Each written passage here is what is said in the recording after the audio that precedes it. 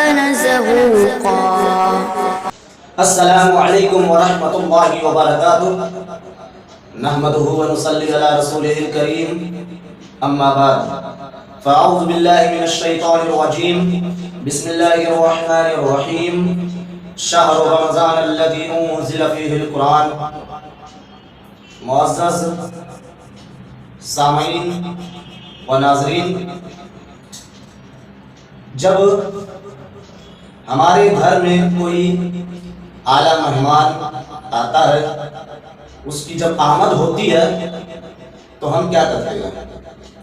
ہم جو ہے اپنے گھر کو سجاتے ہیں، ہر ایک چیز کو سلیقے اور قرینے سے رکھتے ہیں، خود بھی اچھا لباس پہنتے ہیں، پرتکلف سامانوں اور دعوتوں کا انتظام کرتے ہیں،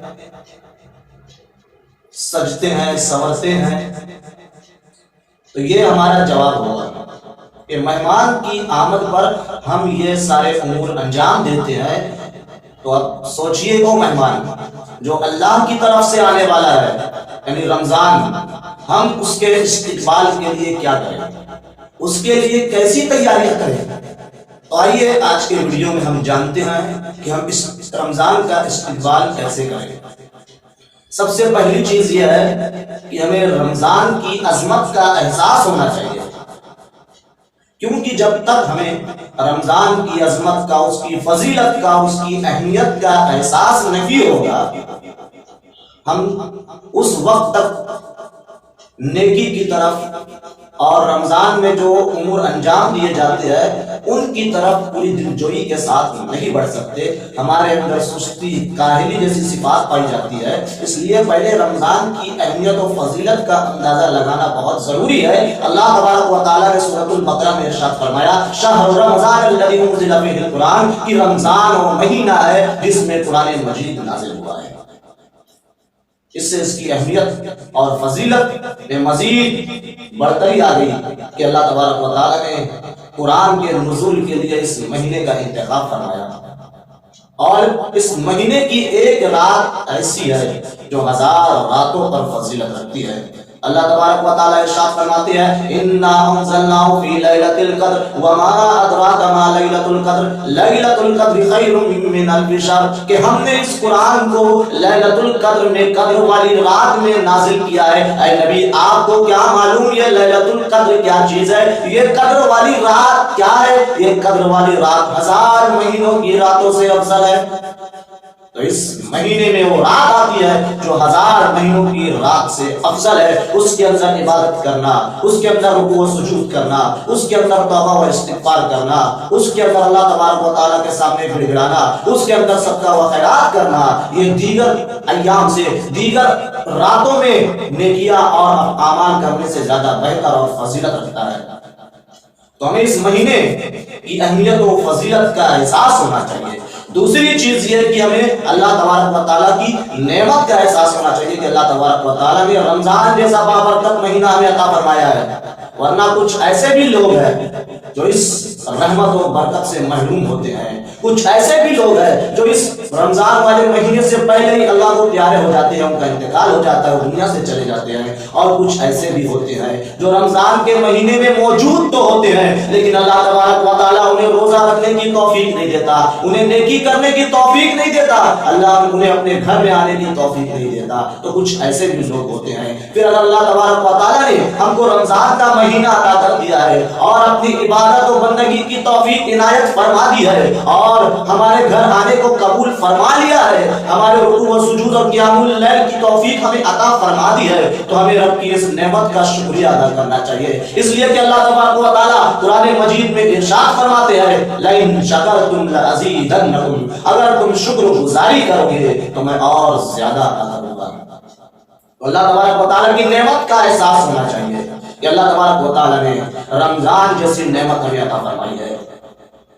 اللہ تبارک و تعالیٰ اس مہینے میں بندوں کے گناہوں کو بخشتا ہے، انہیں جنت کی راہوں پہ لگاتا ہے، انہیں جہنم کی راستے پہ چلنے سے بچاتا ہے، انہیں نیکیوں کی توفیق عطا فرماتا ہے.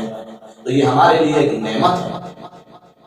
تیسری چیز، اللہ کی طرف رجوع کرنا چاہیے کہ ہم نے 11 مہینوں میں جس طرح اللہ کی نافرمانی کی ہے، نیکیوں کو ہم نے جس طرح پامال کر دیا ہے، برائیوں کی طرف ہم جس تیزی سے بڑھ رہے ہیں، یہ تمام چیزیں ہمیں روکنی چاہیے، ان پہ پابندی لگانی چاہیے، ہر حرام چیز سے پرہیز کرنا چاہیے۔ رمضان میں تو حلال چیز سے بھی پرہیز ہوتا ہے، انسان کھاتا بھی نہیں ہے، پیتا بھی نہیں ہے۔ تو یہ جو رمضان ہے یہ ایک ٹریننگ ہے، ایک پریکٹس ہے کہ بندے کو کیسا رہنا چاہیے۔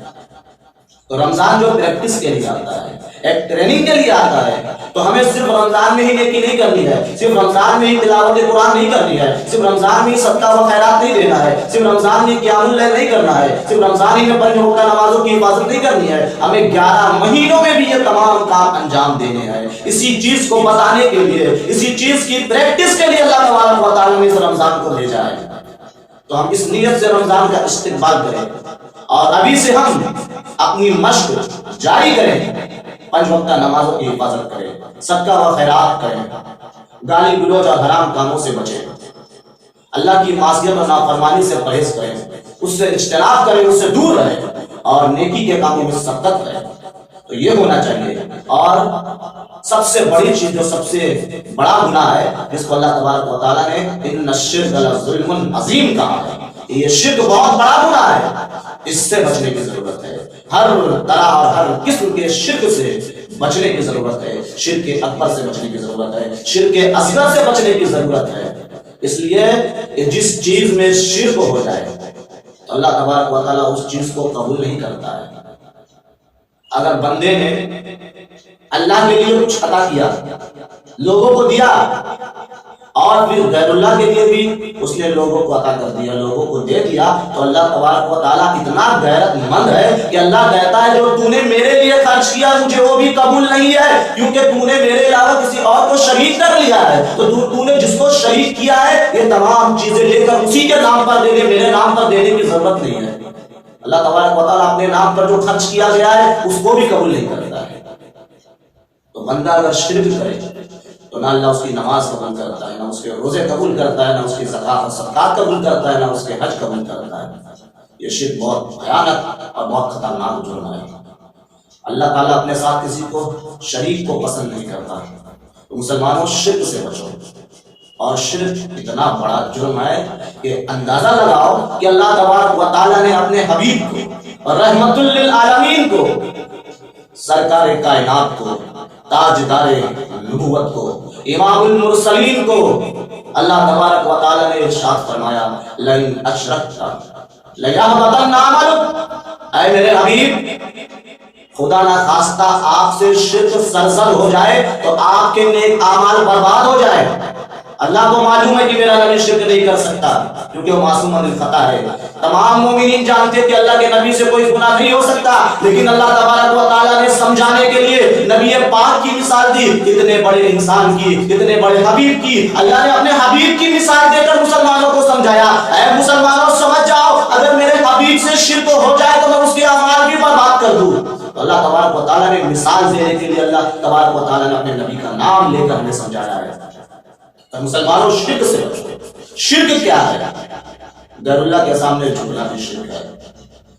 غیر اللہ کے لیے، غیر اللہ سے دعا مانگنا، ان سے حاجات پوری کرانا بھی شرک ہے، ان کے لیے نظر و نیاز کرنا بھی شرک ہے، ان کے لیے جانور ذبح کرنا بھی شرک ہے، ان کے لیے جھکنا بھی شرک ہے، ان کے نام پر کچھ تقسیم کرنا بھی شرک ہے۔ ان تمام شرک سے بچنے کی ضرورت ہے، تبھی ہمارے اعمال قبول ہوں گے اور رمضان کی عبادتیں رنگ لائے گی اور ہمارے روزے عند اللہ قبول و مقبول ہوں گے۔ اللہ تبارک و تعالیٰ سے دعا ہے کہ اللہ ہم تمام لوگوں کو حسن عمل کی توفیق عنایت فرما اور ہمیں شرک سے بچا، محفوظ کر اور ہمیں توحید پر زندہ رکھ، اور جب ہمیں اس دنیا سے اٹھا تو اپنی توحید پر اٹھا۔ آمین۔ تقبل یا رب العالمین۔ السلام علیکم ورحمۃ اللہ وبرکاتہ۔